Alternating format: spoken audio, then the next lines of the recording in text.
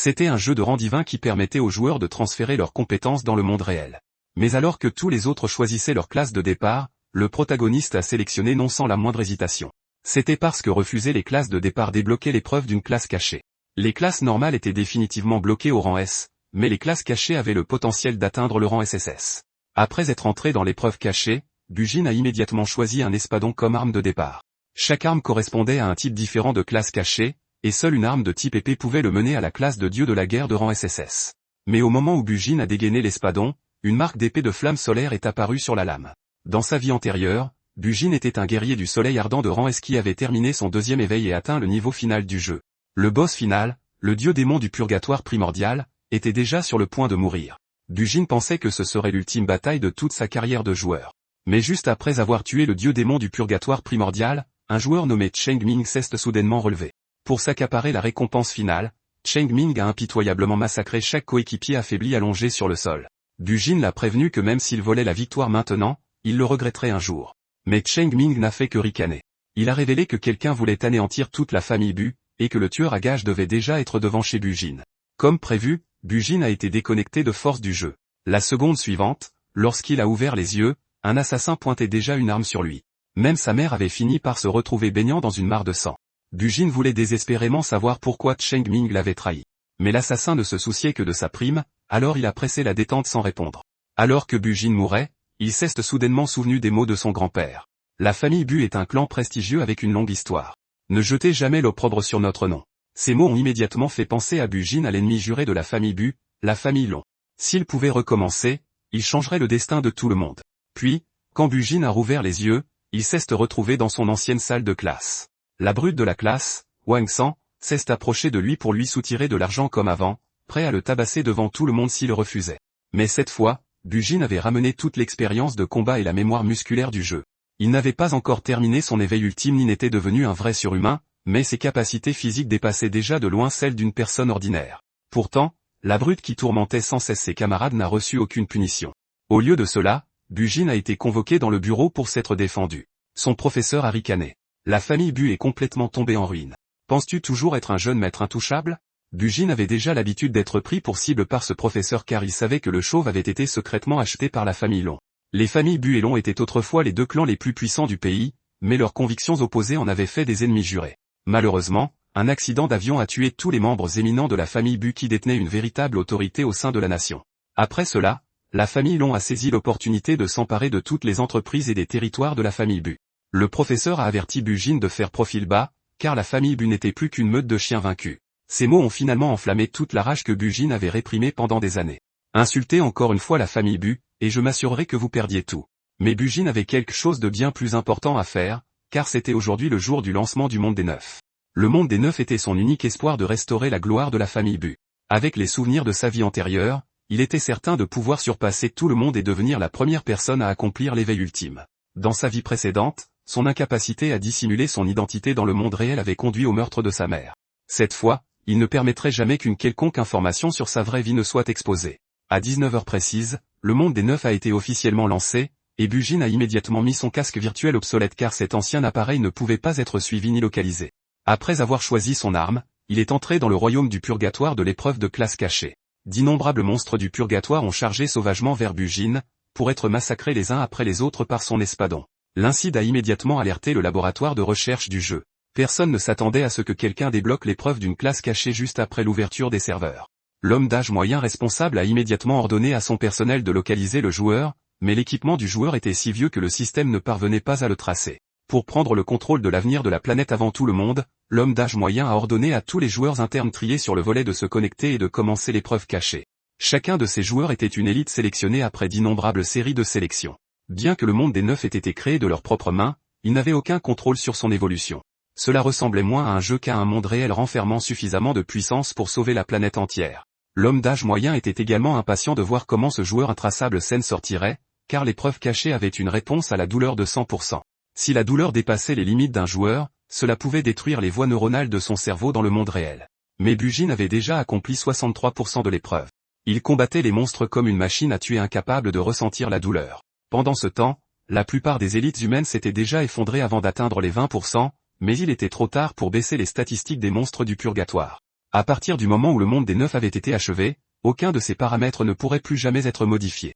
Il avait déjà formé son propre écosystème complet, empêchant l'humanité d'interférer avec son processus de sélection des joueurs. Tout ce qu'il pouvait faire, c'était prier pour que leurs élites triées sur le volet tiennent bon jusqu'à la fin. Mais le personnel a rapidement signalé que le taux d'abandon avait dépassé les 95,6%, ne laissant que 23 joueurs encore en train de combattre. Mais sur 500 participants, un taux d'abandon de 95,6% n'aurait dû en laisser que 22. C'est alors qu'un membre du personnel a découvert que le joueur inconnu combattait toujours et avait déjà atteint 99,9% de complétion.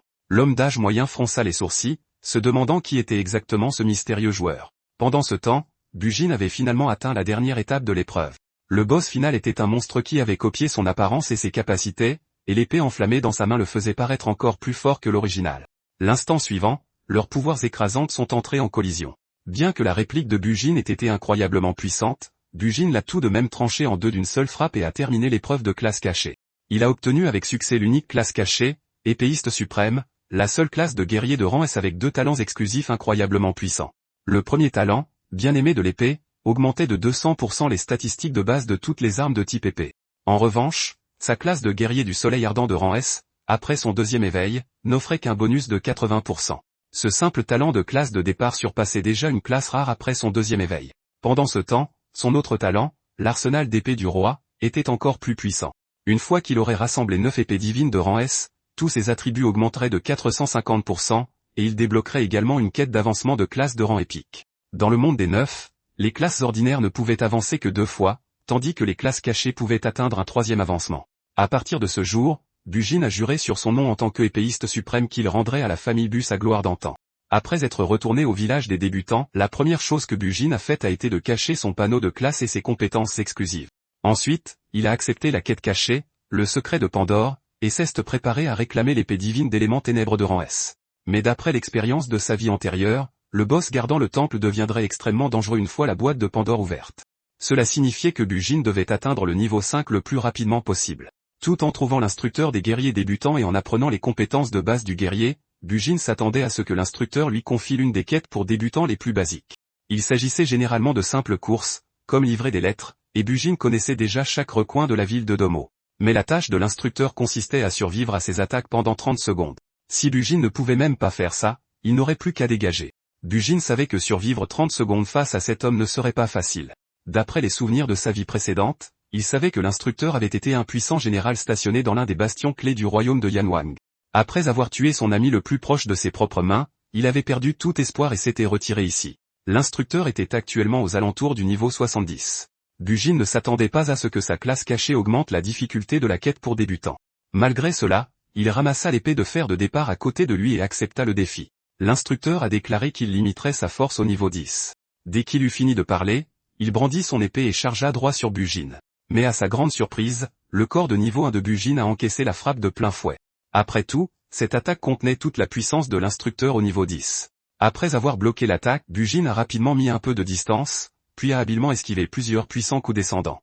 Mais le fil de cette épée de départ bon marché commençait déjà à se tordre.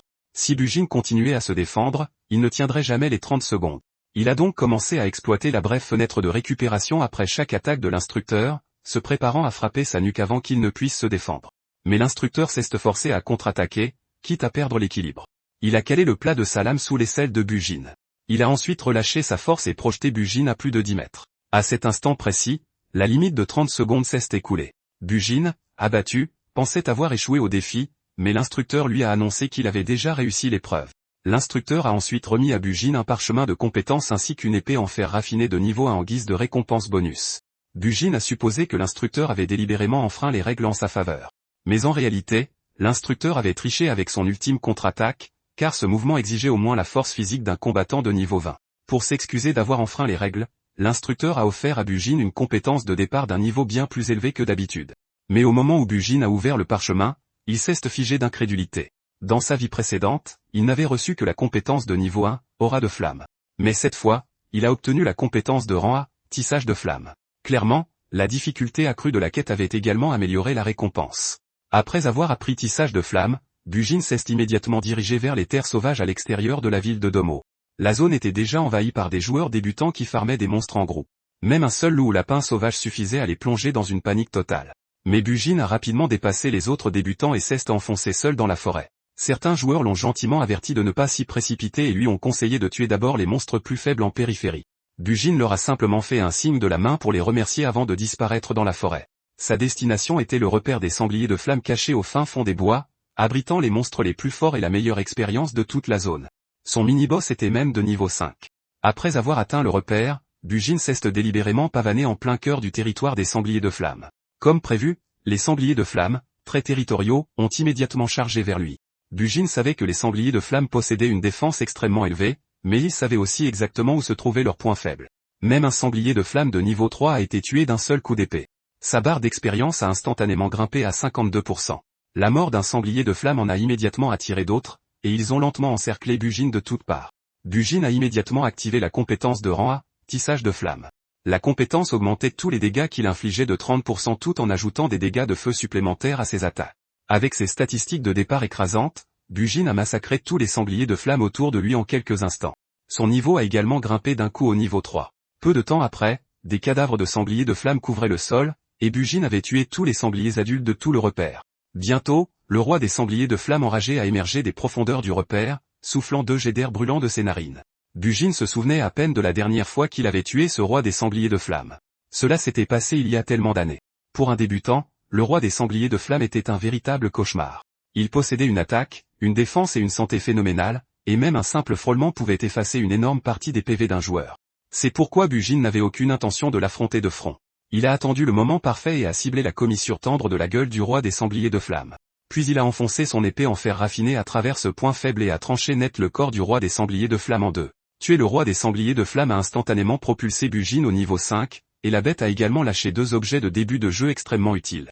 Un anneau de croc de flamme de niveau 1 qui ajoutait 5 emplacements d'inventaire, et un brassard de croc de flamme de niveau 1 qui augmentait la défense physique, la défense magique et la résistance au feu. Bujin a placé le brassard de croc de flamme et l'épée en fer raffiné dans l'espace de stockage de l'anneau. Puis il a remarqué que l'une des côtes du roi des sangliers de flammes ferait un excellent matériau pour un outil spécial. Il a retiré la côte et l'a soigneusement aiguisée. Une fois qu'il le taillait en forme de cône pointu, l'outil était enfin prêt. Après l'avoir rangé dans l'anneau de croc de flamme, Bujin s'est préparé à déclencher la quête cachée, le secret de Pandora. Pour commencer la quête, il devait d'abord trouver la sorcière elfe, qui était également l'instructrice des mages débutants de la ville de Domo. Dans World of Nine, chaque ville avait sa propre intrigue principale, et le secret de Pandora était une quête secondaire cachée au sein de la quête principale de la ville de Domo. La quête ne pouvait être déclenchée qu'une seule fois dans tout le jeu, et une fois que quelqu'un l'avait terminée, elle disparaissait à jamais. Mais l'intrusion soudaine de Bujin a immédiatement irrité Else. Pour accepter sa quête, il devait d'abord faire monter son taux d'affinité à 70. Au lieu de cela, l'affinité d'Else envers Bujin était déjà tombée à 12. Cependant, Else était également liée à une quête multijoueur particulièrement fastidieuse, et l'accomplir augmenterait considérablement son affinité. La clé pour déclencher cette quête était la fleur de datura violette que Bujin avait préparée à l'avance. Bujin s'est approché d'elle et lui a demandé, « Instructrice Else, vous semblez tracassée. Y a-t-il quoi que ce soit que je puisse faire pour vous aider ?» Dès qu'elle a vu la fleur de datura violette, son expression a instantanément changé. Elle a immédiatement confié à Bujin la quête, destrier de flammes enragées. À l'origine, le destrier était un familier élevé par l'Académie de magie, mais il avait soudainement perdu le contrôle pour des raisons inconnues. Bujin connaissait déjà chaque détail de la quête. C'était une mission multijoueur centrée sur la soumission d'une monture, et le gagnant obtiendrait le destrier de flammes comme monture personnelle. Bujin avait déjà décidé que la quête, le destrier de flammes et toute l'intrigue principale de la ville de Domo lui appartiendraient. La cible de la quête était un destrier de flammes devenu soudainement fou furieux. Le défi ne pouvait officiellement commencer qu'une fois que 8 joueurs s'étaient inscrits. Mais dès que Bujin a rejoint le groupe, les 7 autres joueurs l'ont immédiatement mis à l'écart. Un PNJ avait même ouvert des paris à côté de l'arène. Les cotes pour les 7 autres joueurs étaient toutes inférieures à 2, tandis que celle de Bujin atteignait 3. Plus sa cote était élevée, moins les gens avaient confiance en ses capacités. La foule favorisait massivement une équipe de 3 joueurs, composée d'un tank et de 2 DPS. Les joueurs ont sorti avec empressement les pièces de cuivre qu'il avait gagnées en tuant des monstres pour tout miser sur cette équipe. À ce moment-là, une voix s'est élevée de la foule pour soudainement parier sur Bujin. C'était Bujin en personne, pariant les 50 pièces de cuivre qu'il avait gagnées en décimant tout le repère des sangliers de flammes. Les autres joueurs ne comprenaient pas pourquoi il parierait sur lui-même. Nul doute que ces 50 pièces de cuivre allaient être jetées par les fenêtres. Une fois le défi commencé, le chevalier a levé son bouclier pour bloquer la charge du destrier de flammes, créant une ouverture pour le mage et le tireur derrière lui. Cette formation classique d'un tank et de 2 DPS a rapidement été saluée par la foule. Mais Bujin voyait déjà que cette équipe n'était même pas assez forte pour vaincre le roi des sangliers de flammes. Et comme de fait, le destrier de flamme enragé a rapidement envoyé valser les 3 joueurs. Qu'il s'agisse du tank ou des DPS, leurs barres de PV ont été instantanément vidées. La scène a sidéré la plupart des joueurs qui regardaient. Personne ne s'attendait à ce que 3 experts de niveau 5 soient vaincus par une seule attaque. Ensuite, ce fut le tour d'une équipe de 2 joueurs composée d'un dompteur de bêtes et d'un voleur.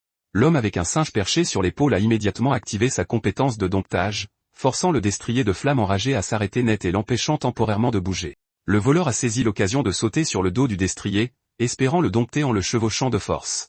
Bujin admettait qu'il avait au moins utilisé leur cervelle, mais leur plan était encore loin d'être suffisant. En effet, la seconde suivante, le destrier de flamme a violemment éjecté le voleur de son dos. Il a immédiatement décoché une ruade des 2 pattes arrière et vidé complètement la barre de PV du voleur. Puis il a accidentellement percuté le dompteur à proximité, l'éliminant lui aussi du défi. Sur les 8 concurrents initiaux, il n'en restait plus que 3. Juste au moment où tout le monde pensait que la quête de domptage allait se solder par un échec, Bujin s'est avancé nonchalamment dans l'arène. Il connaissait la véritable raison pour laquelle le destrier de flamme avait soudainement perdu le contrôle, et il savait aussi que toute sa douleur venait de son oreille. Lorsque le destrier a chargé droit sur lui, Bujin a d'abord esquivé sur le côté, puis a attrapé les rênes enroulées autour de sa tête, et a utilisé l'élan pour bondir sur son dos. Le destrier de flamme était devenu fou à cause d'un insecte à ailes blindées violet caché à l'intérieur de son oreille. Cet insecte était également la clé pour déverrouiller le secret de Pandora. Mais quand Bujin a tendu la main vers l'insecte, ce dernier a pris le contrôle du destrier de flamme et l'a forcé à se battre à mort contre lui. Cependant, Bujin s'y attendait déjà. Il a immédiatement sorti la côte aiguisée qu'il avait prise sur le roi des sangliers de flamme, l'a enfoncée dans l'oreille du cheval, et a tué l'insecte à ailes blindées violet. Quand il a retiré l'insecte mort, tout le corps du cheval de guerre de flamme a frissonné. Le cheval de guerre de flamme a ensuite perdu connaissance et s'est effondré sur le sol. Tous les joueurs présents étaient stupéfaits de ce qu'ils venaient de voir. À ce moment-là, une notification cachée est apparue devant Bujin. En tuant l'insecte à ailes cuirassées violettes, il avait obtenu des informations cachées sur la quête principale de la ville de Domo, Tutorat pourpre. Même Bujin n'avait jamais découvert cette information dans sa vie précédente. Puisque chaque information cachée était unique, sa quête principale allait maintenant suivre un chemin complètement différent de celui des autres. Bujin a fermé le panneau de notification et a regardé les 2 joueurs restants. Dans sa vie précédente, il avait fêté sa victoire trop tôt et s'était fait piéger par ces 2 mêmes joueurs. Comme prévu, le prêtre a soudainement lancé un sort de tranchant sur le rôdeur, augmentant considérablement ses dégâts d'attaque et sa pénétration d'armure. L'amélioration ne durerait que 3 minutes, mais c'était plus que suffisant pour leur plan. Sans hésiter, le rôdeur a bandé son arc et a tiré une flèche de bourrasque directement sur Bujin. Ce n'est qu'à ce moment-là que les spectateurs ont compris que ces 2-là n'avaient jamais eu l'intention de dompter le cheval de guerre de flamme. Leur véritable plan était d'attaquer celui qui réussirait à le soumettre. Une fois Bujin éliminé, leur groupe serait le seul restant dans l'arène, et le système les déclarait automatiquement vainqueurs. Bujin avait été victime de cette même faille dans sa vie précédente. Bujin a immédiatement dégainé son épée en fer raffiné alors que la flèche de bourrasque approchait. D'un seul coup, il a fendu la flèche en 2. Ce mouvement au timing parfait a déclenché l'effet PG du jeu, augmentant tous les attributs de Bujin de 30%. Le rôdeur a instantanément eu des sueurs froides. Un tel niveau de contrôle et de précision ne semblait tout simplement pas humain. Les autres joueurs n'avaient vu l'effet PG que dans les vidéos promotionnelles officielles. Le déclencher au niveau 5 suffisait à qualifier quelqu'un de génie de niveau professionnel. Mais pour Bujin, qui avait atteint le niveau maximum dans son ancienne vie, un effet PG de palier 1 n'était rien de plus qu'un échauffement. L'effet PG de palier 4, disponible après le niveau 60, était la véritable définition d'une compétence de classe mondiale. L'instant d'après, Bujin a bondi en avant si vite que l'air a commencé à tourbillonner autour de lui. Le rôdeur terrifié a immédiatement encoché 3 flèches à la fois. Mais juste au moment où il s'apprêtait à tirer, Bujin l'a rattrapé et a tranché son arc d'un seul coup. Bujin a enchaîné avec une autre frappe, vidant instantanément la barre de vie du rôdeur. Le seul joueur restant était le prêtre, qui n'avait aucune réelle capacité de combat et ne pouvait que rester là à trembler. Refusant de se rendre sans se battre, le prêtre a levé les poings et a chargé le guerrier. Bujin a nonchalamment balayé son épée sur lui et a vidé la barre de vie du prêtre également. Tous les joueurs présents regrettaient d'avoir sous-estimé Bujin, car sa cote de gain était de 3 fois leur mise initiale. Le PNJ gérant les paris a immédiatement annoncé, le gagnant est le roi passant. Avec le gain triplé, Bujin a reçu 150 pièces de cuivre. Bujin a ensuite rangé les pièces de cuivre et ses armes dans l'anneau de croc de flamme.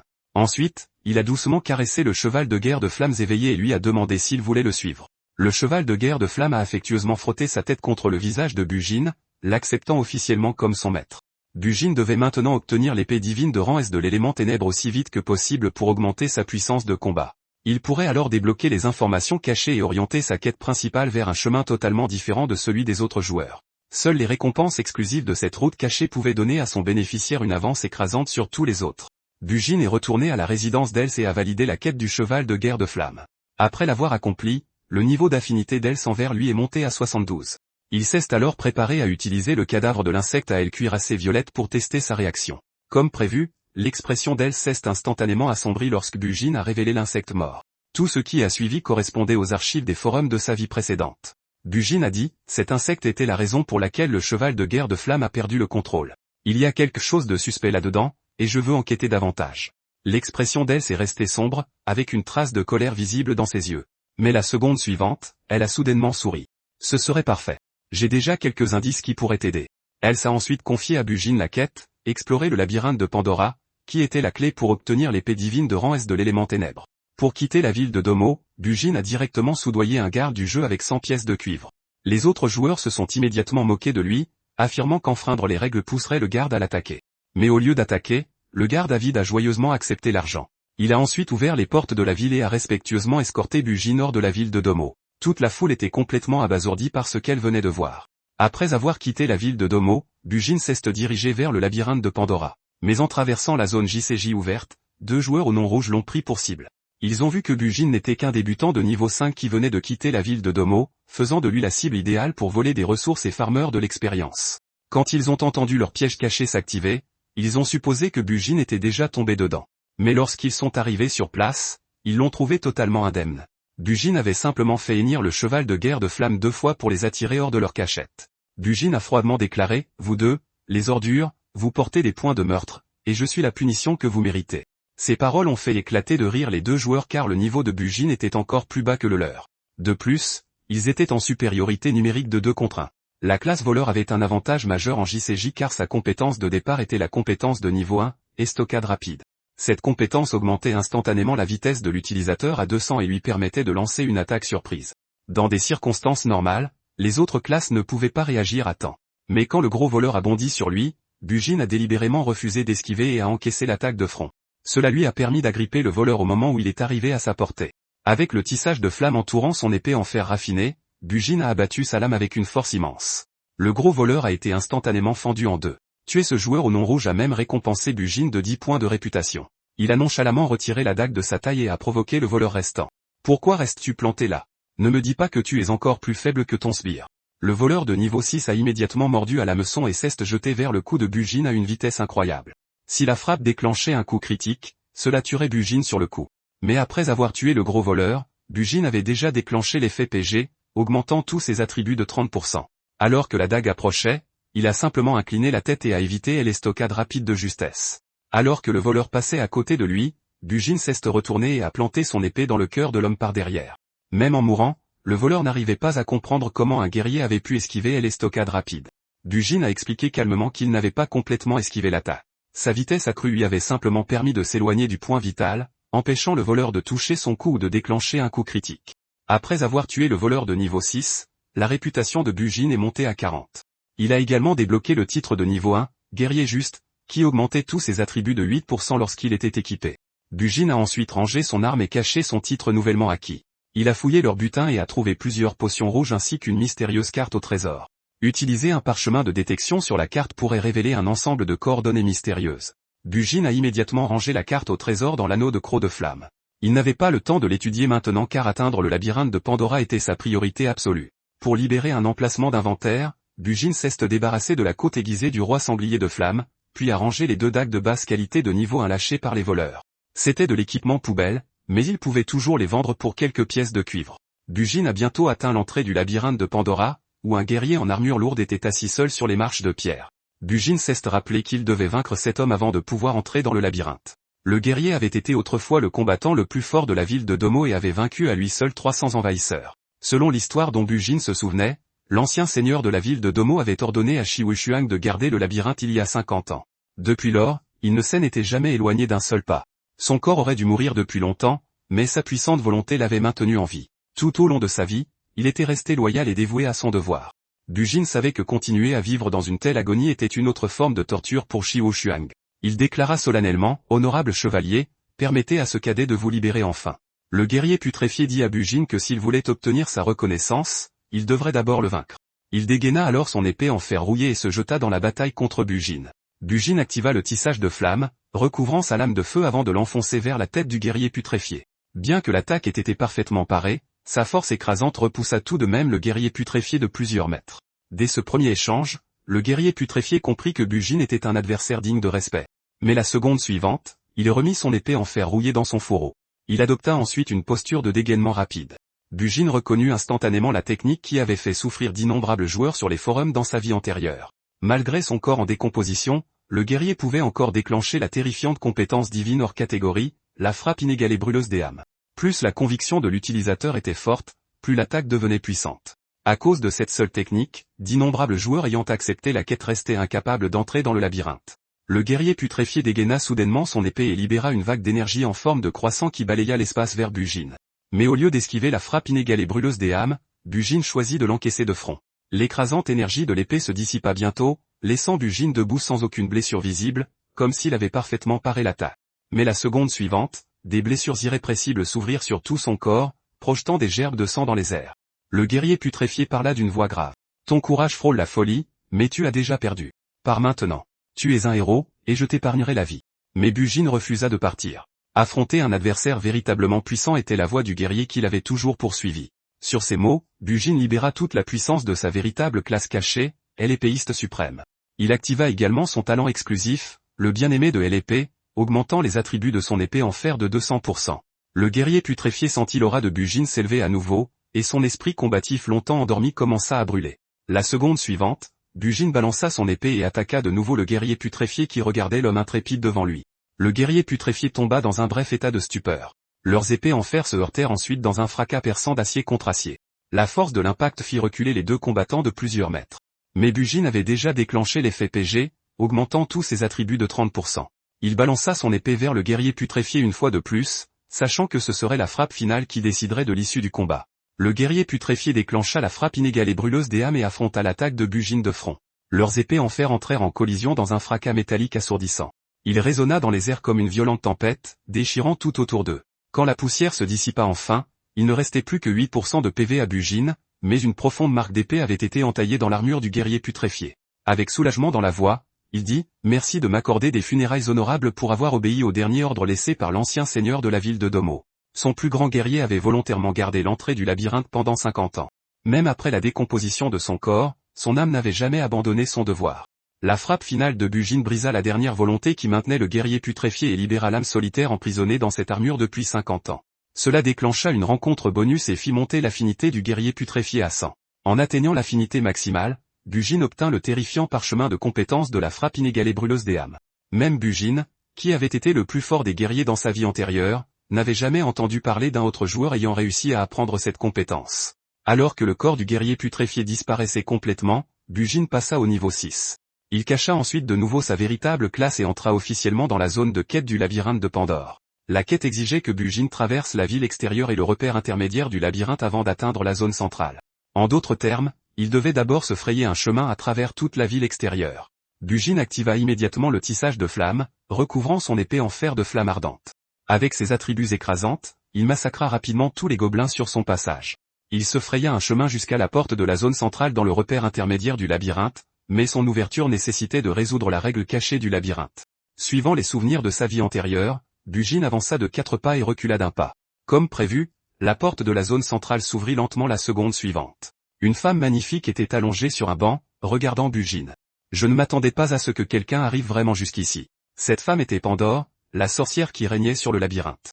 Elle était une mage exilée qui semblait préparer secrètement quelque chose de gigantesque. Mais Bujin avait déjà percé à jour son déguisement. Il dégaina son épée et déclara « Battons-nous, sorcière putréfiée et maléfique ». Pandore se leva lentement et sourit. « Beau jeune homme, est-ce vraiment ainsi que tu dois traiter une belle dame ?»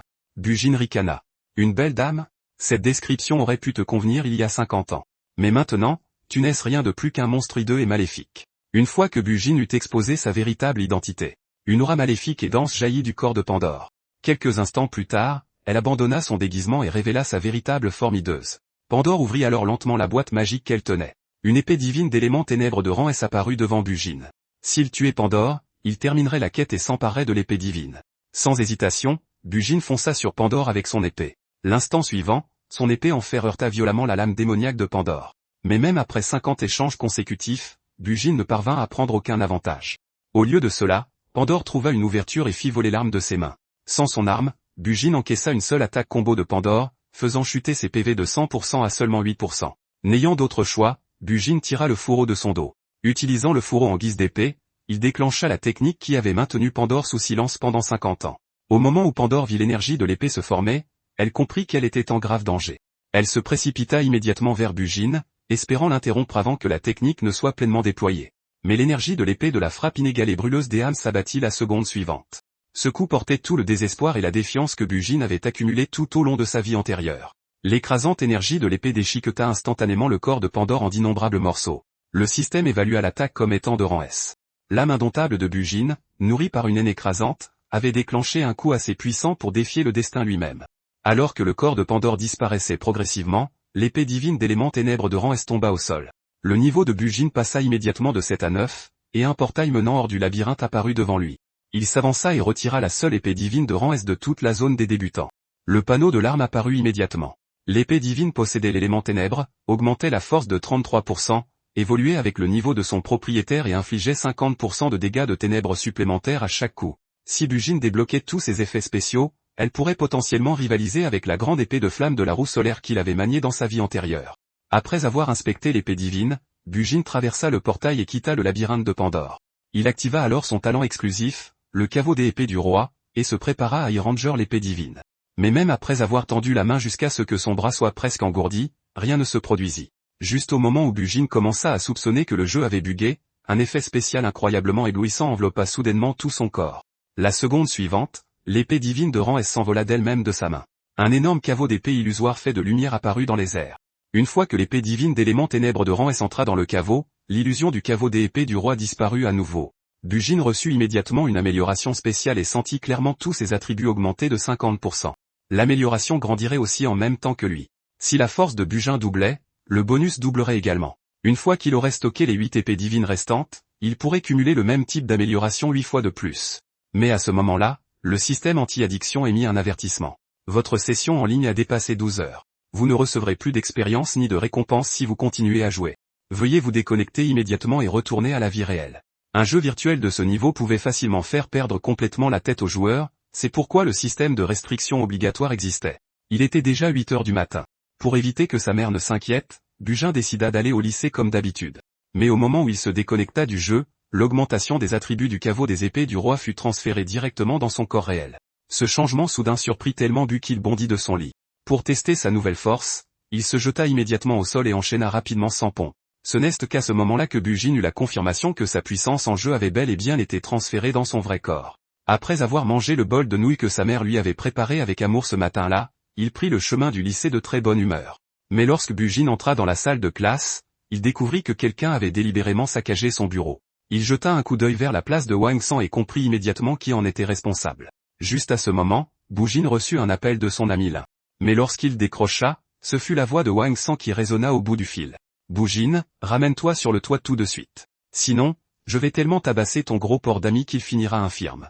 Lin était le seul ami de Bujin dans cette classe. Bien qu'il soit timide et peureux, il s'était toujours sincèrement soucié de Bujin. À cet instant, Lin Feng s'accrochait désespérément à la jambe de Wang San en hurlant à Bujin de ne pas venir sur le toit. Mais la seconde suivante, Wang San donna un violent coup de pied en plein visage à Lin Feng. Il leva ensuite une barre de fer, s'apprêtant à fracasser Lin Feng pour évacuer toute sa colère. Mais avant que l'arme ne s'abatte, une silhouette surgit soudainement et projeta Wang San à plus de 10 mètres d'un coup de pied. Tout le monde comprit immédiatement que Bujin venait d'arriver. Les brutes alentours firent craquer leurs jointures et l'encerclèrent rapidement. Wang San se releva péniblement et hurla, démontez-le. Tuez-le ou rendez-le infirme. Le grand frère Yao a dit qu'il nous couvrirait. Bujin ricana. Le grand frère Yao dont vous parlez, c'est Long Yao de la famille Long. N'est-ce pas? Ne vous inquiétez pas. Après vous avoir tous écrasés, je réglerai ça personnellement avec lui pour sauver le seul ami de la classe qui se soit jamais sincèrement soucié de lui.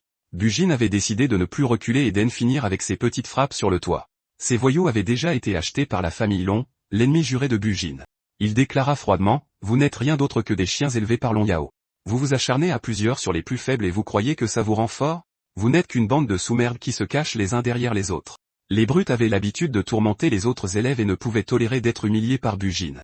Ils se jetèrent sur lui comme des fous furieux, jurant de lui arracher la gueule. Lin Feng ignorait à quel point Bujin avait changé et restait terrifié pour lui, mais la vitesse de Bujin stupéfia immédiatement toutes les personnes présentes. D'un léger mouvement sur le côté, Il esquiva sans effort le coup de poing du premier voyou. Le temps que la brute réalise ce qui s'était passé, il était déjà trop tard. Bujin l'avait déjà saisi à la gorge. En utilisant les instincts de combat de sa vie antérieure et l'amélioration physique accordée par le caveau des épées du roi, il mit le premier agresseur KO d'un seul coup de poing. Le reste de la bande chargea aussitôt ensemble, s'apprêtant à attaquer Bujin des deux côtés.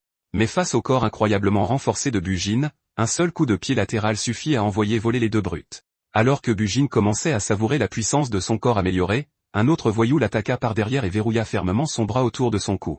Au même moment, les deux dernières frappes saisirent des barres d'acier pour lui fracasser le crâne, mais il sous-estimait encore sa force physique actuelle. Bujin attrapa le bras de l'homme derrière lui, puis jeta violemment sa tête en arrière pour écraser son crâne contre le visage de la brute. L'impact fit instantanément perdre connaissance au voyou. Cela permit à Bujin d'échapper à un étranglement arrière qui aurait fait perdre connaissance à n'importe quelle personne ordinaire. Mais à cet instant précis, deux barres d'acier s'abattirent violemment sur la tête de Bujin. Malgré les deux impacts assourdissants, Bujin s'en sortit totalement indemne et répliqua en assénant un coup de poing fulgurant à chaque assaillant. Très vite, tous les chiens d'attaque élevés par la famille l'ont gisé inconscient sur le toit. Seul Wang San restait debout, tremblant de manière incontrôlable. Bujin attrapa nonchalamment l'un des voyous inconscients et le traîna vers Wang San comme un chien mort. Il demanda ensuite calmement où se trouvait Long Yao. Wang San était si terrifié qu'il faillit se pisser dessus et révéla immédiatement la position de Long Yao. Pendant ce temps, dans le gymnase du lycée, Long Yao faisait pression sur une élève pour qu'elle devienne sa petite amie. Bien que la fille tremblait de peur, elle continuait de le repousser. L'un des sbires de Long Yao l'avertit qu'elle ferait mieux d'accepter pendant qu'il le demandait encore gentiment. Mais à ce moment précis, Bujin ouvrit les portes du gymnase d'un coup de pied et entra en traînant Wang San derrière lui comme un chien mort. Il fixa Long Yao et demanda froidement, harceler des filles, c'est tout ce dont la famille Long est capable? Je te rends ton larbin. Je lui ai même brisé quelques os pour toi. Les deux laquais aux côtés de Long Yao se ruèrent immédiatement sur Bujin. Mais Bujin leur asséna un seul coup de pied à chacun et les écrasa sur le champ. Avant même que leur corps ne touche le sol, le poing de Long Yao volait déjà vers Bujin. Malgré cet enchaînement parfaitement synchronisé, Bujin leva la jambe et bloqua le poing de Long Yao. Bien que Long Yao n'appartienne qu'à une branche secondaire de la famille Long, il avait été spécifiquement chargé de surveiller Bujin et avait reçu un entraînement au combat professionnel. Dans sa vie précédente, Bujin était resté sous la surveillance de Long Yao jusqu'au jour de sa mort. Bujin n'était pas le seul.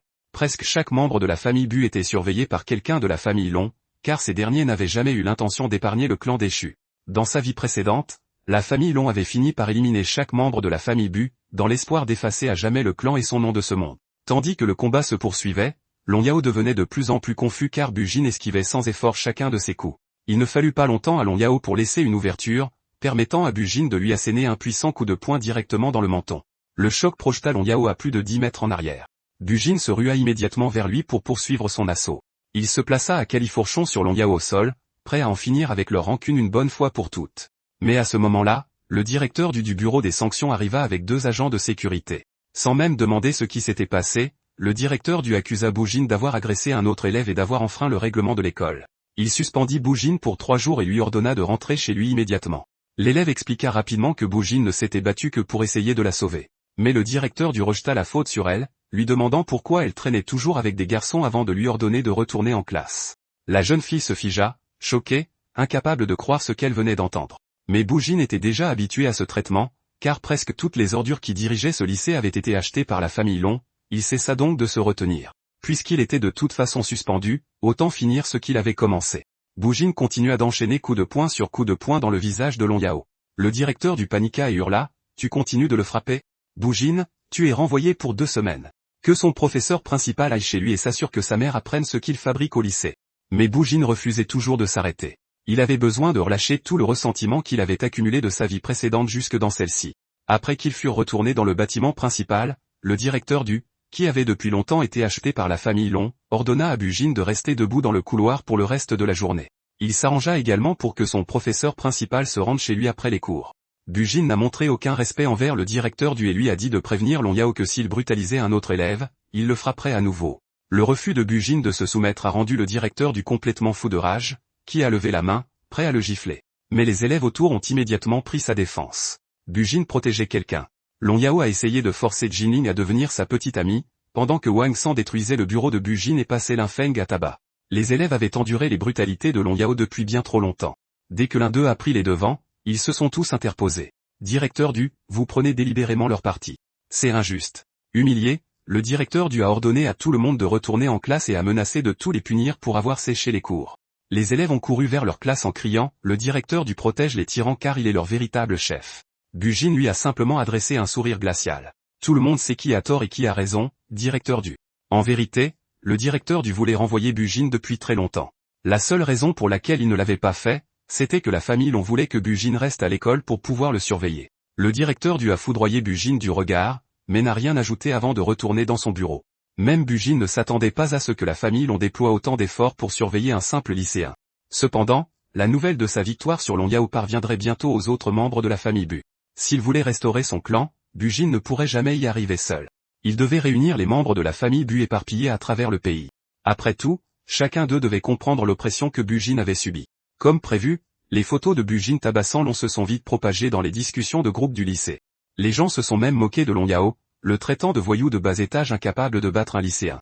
Ce qui a encore plus enragé Long Yao, c'est que l'incident a vite circulé sur plusieurs forums du campus. Fou de rage, il a fracassé son téléphone et a exigé de savoir quel enfoiré avait pris ces photos. Le professeur principal de Bugine a aussitôt promis de trouver le coupable, mais Long Yao a répliqué qu'une enquête était inutile et que Bugine devrait payer pour tout. Le professeur principal a hoché frénétiquement la tête. Exactement. Tout est de la faute de Bugine. C'est seulement à ce moment-là que Long Yao a commencé à se calmer. J'ai entendu dire que vous vous rendiez chez Bugine aujourd'hui. Le professeur a immédiatement acquiescé avec un sourire docile. Long Yao l'a fusillé du regard. Une fois sur place, envoyez-moi une photo de la maison de Bugine et son adresse exacte. Le professeur savait que Long Yao avait de l'influence dans le milieu criminel et a vite compris qu'il comptait se venger chez Bugine. Plus tard, le professeur principal de Bugine, Monsieur Wang, est allé voir sa mère. Il a tout de suite déclaré « Votre fils a violemment attaqué un autre élève à l'école, il est donc renvoyé pendant 2 semaines. L'autre élève réclame également $3000 pour les frais médicaux. Donnez-moi l'argent rapidement, car j'ai d'autres choses à faire. » La mère de Wojin lui a immédiatement remis une épaisse liasse de billets. « C'est pour les frais médicaux. Monsieur Wang, je vous en prie, glissez un mot favorable pour mon fils. » Monsieur Wang lui a arraché l'argent des mains et a répondu avec arrogance. « Je peux leur en parler, mais de là à ce qu'il m'écoute, c'est une autre histoire. » À peine a-t-il fini de parler que la mère de Bijin lui a tendu une autre enveloppe. Monsieur Wang ne s'attendait pas à ce qu'elle soit aussi coopérative. Il a accepté le pot de vin, l'a salué d'un geste désinvolte et est parti. La mère de Bujin lui a alors demandé ce qui s'était passé. « Jin, je sais que tu n'attaquerais jamais personne sans raison. Dis-moi avec qui tu t'es battu. » Bujin a répondu honnêtement, « Long Yao, de la famille Long. Il a détruit mon bureau et mes livres, puis a passé mon ami à tabac. » Bujin savait que ces $3000 représentaient l'intégralité du salaire mensuel de sa mère. Il avait pris un malin plaisir à massacrer Long Yao, mais c'était sa mère qui en avait payé le prix. Mais alors que Bujin s'attendait à ce qu'elle explose de colère, un sourire plein de fierté s'est dessiné sur son visage. Elle a éclaté de rire. « Tu as su quand il était temps de riposter. Tu es bien le fils de ton père. Je ne suis pas du tout en colère. Je veux juste savoir une chose. Quand tu as tabassé ce sale gosse de la famille Long, tu as frappé assez fort ?» Bujin a serré le poing. « Je l'ai frappé si fort que tout son visage a gonflé. Je ne pensais juste pas que nous devrions payer $3000 par la suite. » En entendant cela, sa mère s'est mise à fredonner une chanson joyeuse, à sa grande surprise. La raison pour laquelle la famille de Bujin avait tant décliné était la mort soudaine de son père dans un accident. Son père avait jadis été acclamé comme le plus grand prodige de la famille Bu, et tout le monde pensait qu'il hisserait le clan vers de nouveaux sommets. Mais cet accident a tout détruit, et même aujourd'hui, sa véritable cause reste inconnue. Plus Bujin repensait à ce qui s'était passé, plus il entrait dans une colère noire. Il a décidé de régler ses comptes avec Monsieur Wang. Il a dit à sa mère qu'il devait s'occuper de quelque chose, puis il est immédiatement sorti en trompe de la maison. Pendant ce temps, Monsieur Wang venait à peine d'accepter le pot de vin de la famille Bu qu'il envoyait déjà leur adresse à Long Yao. Il s'est dit d'un air suffisant que Long Yao ne tarderait pas à venir chercher des noises, et que la mère de Bujin allait en baver. Puis, il a repensé à l'enveloppe qu'il avait reçue. Au moins, cette femme sait comment se comporter. Cette enveloppe était généreuse. La famille Bu est vraiment tombée bien bas pour vivre dans un taudis pareil. Je dois encore traverser 2 ruelles juste pour rejoindre ma voiture. Je ne remettrai plus jamais les pieds ici. Je pourrais finir par empester la misère comme tous ceux qui vivent ici. À cet instant, une silhouette vêtue d'une robe noire a soudainement barré la route à Monsieur Wang. Il faisait nuit noire, et sans aucun lampadaire dans la ruelle, il ne parvenait pas à distinguer son visage. Comprenant que quelque chose n'allait pas, Monsieur Wang l'a immédiatement menacé. « Je vais appeler la police. Vous n'avez pas intérêt à faire quelque chose d'illégal. » Mais la silhouette en robe noire n'a pas prononcé le moindre mot. Elle a simplement ramassé un tuyau en acier et a asséné un coup à Monsieur Wang. L'attaque ne s'est arrêtée qu'après que Monsieur Wang ait été tabassé au point d'être méconnaissable. Une fois hors de la ruelle, la silhouette a retiré sa robe noire, révélant qu'il s'agissait de Bujin. Bujin a récupéré l'argent que sa mère avait donné. Puisque ces gens refusaient de respecter les règles, il ne voyait aucune raison de s'y plier non plus. Il n'y avait aucune caméra de surveillance dans la ruelle, donc personne ne saurait jamais que c'était lui. Il était presque l'heure de se reconnecter. Bujin a donc décidé de rentrer chez lui, de manger un morceau et d'entrer dans le monde des neufs. La quête principale de la ville de Domo allait enfin commencer. Lorsque Bujin s'est connecté pour la deuxième fois, il est réapparu à l'entrée du labyrinthe de Pandore. D'après les souvenirs de sa vie antérieure, le deuxième jour du jeu débloquerait une quantité colossale de nouveaux contenus. Pendant que Bujin organisait son inventaire, l'anneau croc de flamme à sa main a soudainement brillé d'une lueur éclatante.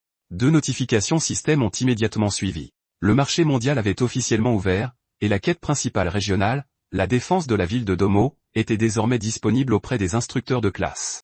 Tout s'est passé exactement comme Bujin s'y attendait. Le deuxième jour du jeu, le marché et les quêtes principales régionales ont officiellement ouvert. Maintenant que le marché mondial était disponible, il pouvait enfin commencer à se faire de l'argent réel grâce à World of Nine. Après tout, le jeu regorgeait de baleines. Bujin se souvenait encore que dans les premières versions du jeu, une simple dague de Rambe s'était vendue pour la somme incroyable de 2 millions de dollars.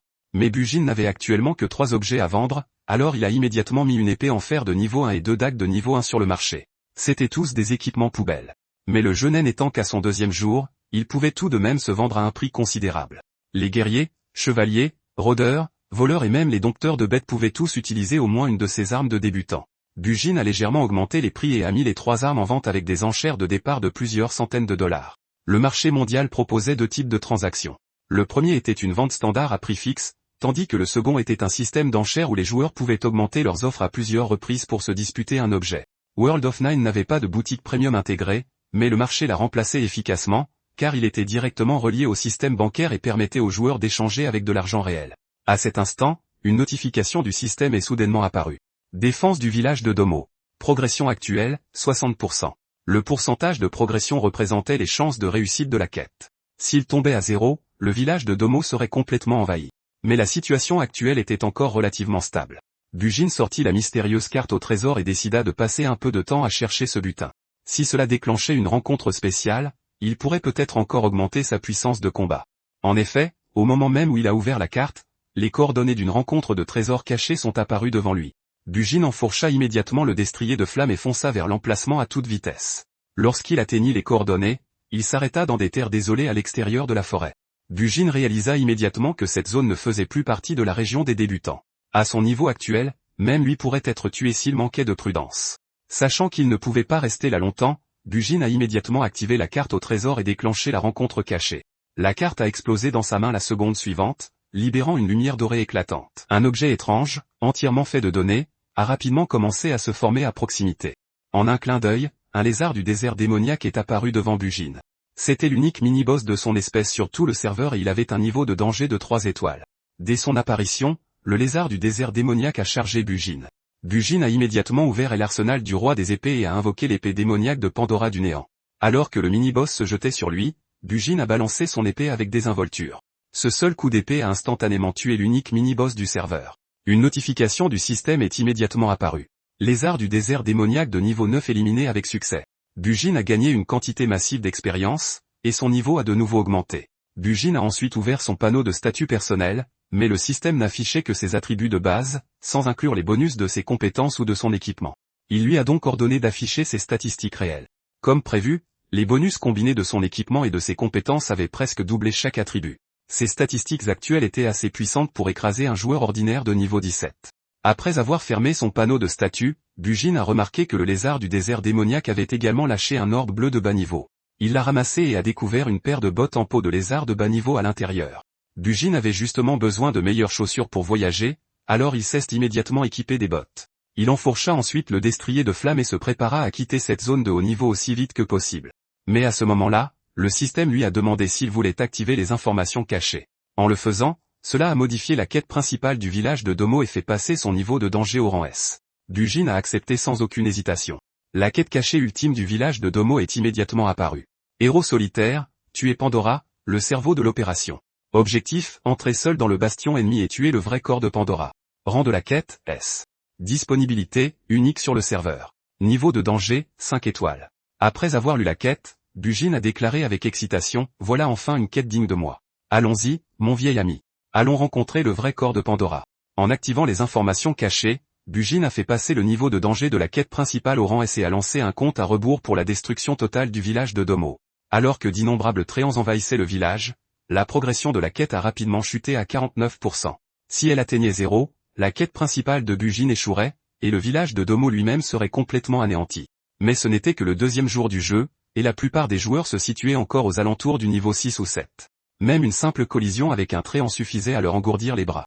Même une boule de feu n'infligeait pas beaucoup plus de dégâts contre les tréants d'éléments bois. C'est alors que le destrier de flammes a soudainement bondi par-dessus l'armée de tréants. Un nombre incalculable de tréants a été englouti par les flammes et a instantanément perdu sa capacité à se battre. Les joueurs qui avaient déjà perdu tout espoir ont levé les yeux et reconnu le roi des passants. Ce joueur terrifiant était enfin en ligne. Bujin chevauchait le destrier de flammes droit à travers les rangs ennemis, se taillant un chemin sanglant au sein de l'armée de tréants. Même les deux joueurs qu'il avait autrefois pris en embuscade ne s'attendaient pas à ce qu'un ennemi aussi terrifiant devienne leur allié le plus fiable en temps de crise, alors que Bujin chargeait à plusieurs reprises à travers l'armée de tréants. La progression de la quête du village de Domo s'est remise à grimper. Ravivant l'espoir parmi les joueurs, ils se sont rapidement regroupés pour lancer une contre-attaque contre les tréants. Personne ne s'attendait à ce que la simple apparition de Bujin remonte le moral de tout le monde. Pendant ce temps, Bujin continuait de charger en avant sur le destrier de flammes. Mais les tréants n'ont jamais été sa véritable cible. C'étaient simplement des ennemis qu'il tuait par hasard en suivant les directives de la quête principale. Sa véritable cible était le vrai corps de Pandora. Le boss final responsable de tout ce siège. Bujin a percé l'armée de tréants et a foncé vers le sommet de la montagne, convaincu que le bastion de Pandora s'y trouvait. Mais des groupes éparpillés de tréants continuaient de le poursuivre par derrière. Bujin n'a d'autre choix que de dégainer l'épée démoniaque de Pandora pour leur offrir des funérailles grandioses. Au moment où il a déclenché elle entaille incomparable brûlame, son écran a été inondé de notifications de victimes de tréants de bas niveau. Mais tous ces tréants étaient des créatures invoquées appartenant à cette vieille sorcière de Pandora. Même éliminer tout un groupe rapportait moins d'expérience qu'un simple monstre de bord de route. Cependant, tuer Pandora elle-même augmenterait instantanément sa contribution à la quête principale de 20%. Pandora avait également 3 puissants généraux à son service. Bujin a arrêté le destrier de flammes. Il s'est rappelé que Pandora avait posté l'un de ses généraux ici. Mais juste au moment où il essayait de se souvenir duquel il s'agissait, un rire moqueur est soudainement parvenu à ses oreilles. Une femme bête canine était assise sur une branche d'arbre et l'observait. Il y a donc vraiment quelqu'un d'intelligent parmi vous autres humains. Mais Bujin n'était pas impressionné par son compliment. Éliminez le chef en premier. Même un idiot comprendrait ça. Dégage de mon chemin si tu ne veux pas mourir. L'expression de la femme bête s'est immédiatement assombrie. C'est moi qui devrais dire ça. Si tu veux atteindre ma reine, alors meurs ici et maintenant. Son poing a fusé vers Bujin comme un météore. Bujin a immédiatement sauté de sa selle tout en rappelant le destrier de flammes. Le coup de poing dévastateur de la femme bête a complètement pulvérisé le sol sous elle. En termes de puissance explosive brute, elle surpassait même un voleur. Les combattants sacrifient leur endurance, leur mana, leur défense et leur intelligence pour privilégier la force par-dessus tout, suivi de l'agilité. La femme bête lança un autre coup de poing explosif, mais cette fois, Bujin ne l'esquiva pas. Il activa le tissage de flammes pour augmenter ses dégâts et affronta son point de front avec l'épée démoniaque de Pandora. Bujin ne s'attendait pas à ce que la femme bête fasse jeu égal avec lui alors qu'il maniait l'épée démoniaque, surtout avec le tissage de flammes augmentant encore ses dégâts. La femme bête était tout aussi choquée qu'un humain et résistait à sa plus puissante attaque, mais elle était encore capable de lancer un autre coup de poing avec la même force. À cet instant, Bujin déclencha l'effet PG, augmentant instantanément tous ses attributs de 30%. Leur puissance écrasante se heurta de plein fouet une fois de plus. Mais la santé de la femme bête chutait maintenant à une vitesse terrifiante. Bujin remarquait aussi que ses coups devenaient de plus en plus lents. La seconde suivante, il déclencha une puissante vague de ki d'épée et vida complètement sa barre de vie. Bujin gagna immédiatement 10% de contribution supplémentaire pour la quête principale de la ville de Domo. Elle méritait vraiment son titre de l'un des 3 plus puissants généraux de Pandora. Cependant, Bujin décida de ne pas continuer l'ascension de la montagne à la recherche de Pandora, car personne ne connaissait sa position exacte. Mais grâce aux souvenirs de sa vie antérieure, il pouvait facilement localiser ses 2 autres généraux. Bujin décida donc de maximiser ses récompenses en tuant les généraux restants, gagnant ainsi encore plus de contributions pour ensuite revenir s'occuper de Pandora. Sa prochaine cible était le guerrier démon. Pendant ce temps, le guerrier démon avait déjà massacré d'innombrables joueurs près de la ville de Domo. Il menait une armée de soldats démons intrépides dans un assaut impitoyable sur la porte ouest. À ce rythme, franchir la porte n'était plus qu'une question de temps. Les joueurs savaient que si la quête principale échouait, tous ceux qui étaient apparus dans la ville de Domo prendraient du retard sur les joueurs des autres villes. Une fois l'avantage de niveau et d'équipement perdu, il serait presque impossible de rattraper le retard. Cependant, après que Bujin a tué la combattante bête, la progression de la défense de la ville de Domo était remontée à 53%. Juste à ce moment-là, le guerrier démon déclencha une autre compétence de zone, la tranche du fil démoniaque. L'attaque détruisit instantanément la ligne de défense que les joueurs avaient tant lutté à construire. Elle tailla également un chemin direct vers la porte ouest.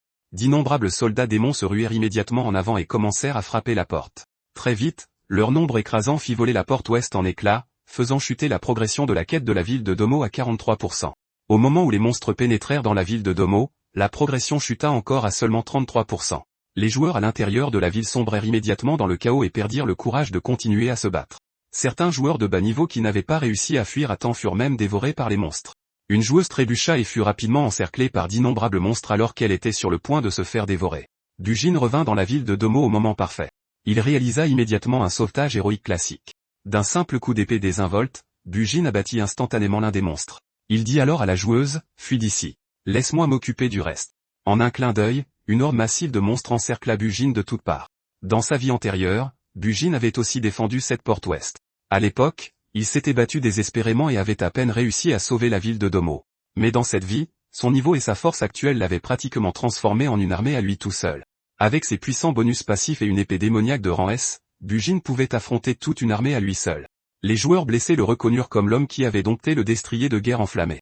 Lorsqu'ils découvrirent qu'il avait déjà atteint le niveau 11 et possédait des statistiques aussi absurdes, ils eurent l'impression qu'il jouait à un jeu complètement différent. Bujin n'avait pas l'intention de gaspiller trop d'énergie à défendre la porte. Il avertit tout le monde qu'ils ne pouvaient pas se permettre de relâcher leurs efforts.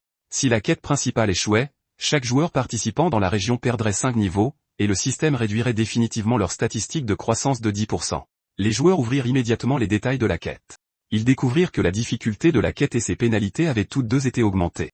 Leurs statistiques de croissance seraient réduites de 10%, et plus leur niveau actuel était élevé, plus les pertes seraient dévastatrices. Ils comptaient sur ce jeu pour s'éveiller en tant que surhumains, ils ne pouvaient donc pas laisser ces monstres tout gâcher. Les joueurs avaient initialement craint le retour de douleurs causées par les blessures, mais après avoir appris les pénalités d'échec, ils commencèrent à se battre comme si leur vie en dépendait. Avec seulement quelques mots, Bujin leur redonna la volonté de se battre. Pendant ce temps, il se fraya un chemin à travers la horde de monstres et arriva juste devant le guerrier démon. Le guerrier démon regarda Bujin. « Tu es le plus fort ici. Tu es digne de me combattre. » Bujin se gratta la tête et se moqua des monstres de World of Nine qui possédaient une intelligence, mais seulement en quantité très limitée. Sur ce, il abattit son épée directement sur le guerrier démon. Avant même de pouvoir réagir, le guerrier démon découvrit que son corps avait déjà été déchiqueté. Après avoir tué le guerrier démon, Bujin gagna 10% de contribution supplémentaire à la quête principale de la ville de Domo. Sa contribution personnelle à la quête principale atteignait désormais 24%. Il ne restait plus que le dernier général, le mage éléphant qui avait déjà infiltré la ville de Domo depuis longtemps. À cet instant, une énorme explosion retentit au centre de la ville de Domo. Bujin réalisa immédiatement que les monstres avaient commencé à attaquer la ville. De l'intérieur, il devait maintenant les rejoindre le plus rapidement possible et empêcher l'elfe traîtresse de s'allier au mage éléphant. En tant que lanceur de sorts, tous deux possédaient assez de puissance pour anéantir toute la ville de Domo.